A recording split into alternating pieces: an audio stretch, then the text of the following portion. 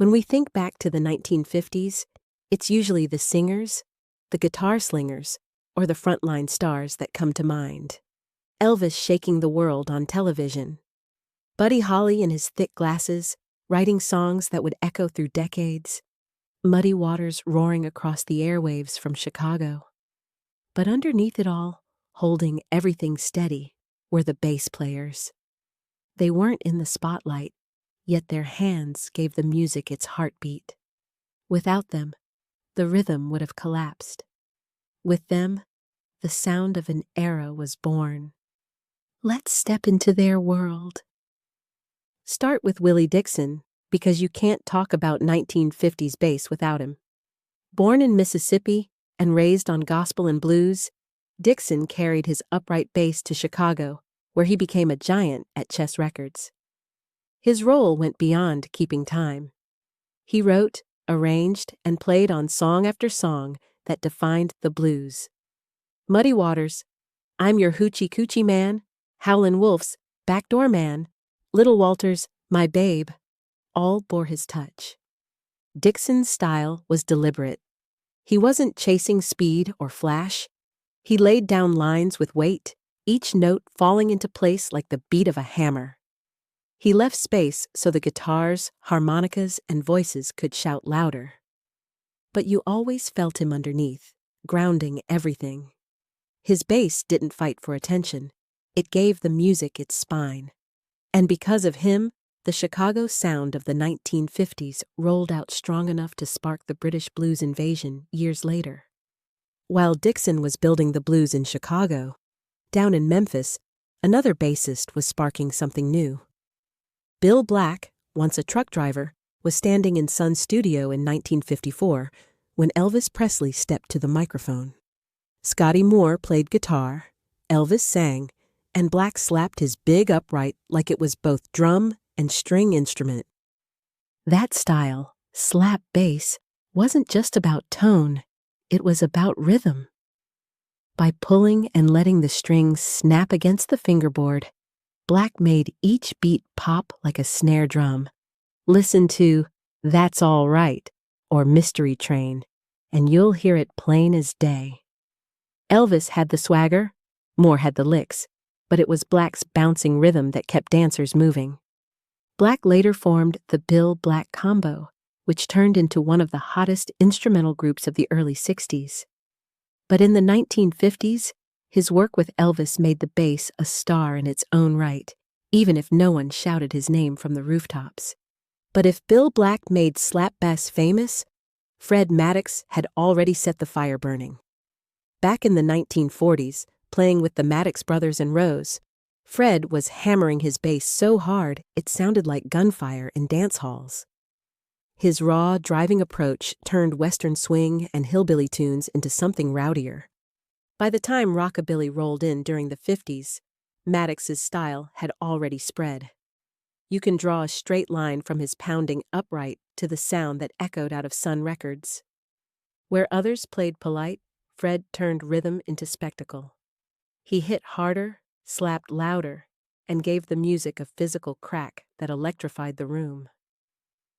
Fast forward a few years to Buddy Holly and the Crickets. While Holly strummed his Stratocaster and sang songs like That'll Be the Day, Joe B. Malden was right behind him, thumping his upright bass with an infectious bounce. Malden's playing meshed tightly with drummer Jerry Allison, and together they drove the group with an engine-like swing. Songs like Peggy Sue or Maybe Baby may sound light and breezy, but underneath was Malden's steady rhythm, often peppered with percussive slaps. He gave the Crickets' music its buoyancy, making it perfect for teenagers in soda shops and school gyms. Rock and roll wasn't meant to sit still, and Malden's bass lines made sure no one could. Now let's step out of rock and blues and into harmony singing.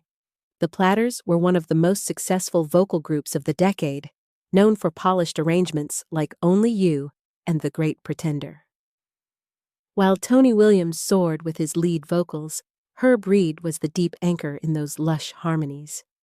Reed wasn't just a bass singer, he also helped carry the group musically, His ability to hold the bottom gave the Platters their signature blend.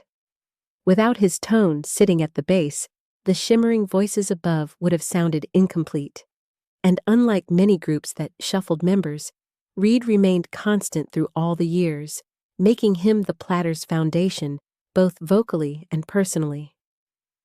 Of course, no discussion of 1950s bass is complete without Charles Mingus.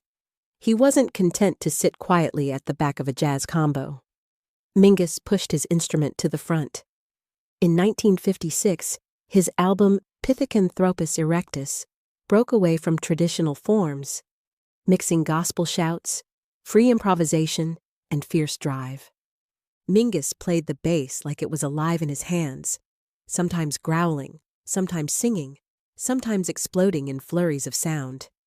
He was both composer and player, constantly challenging the line between order and chaos.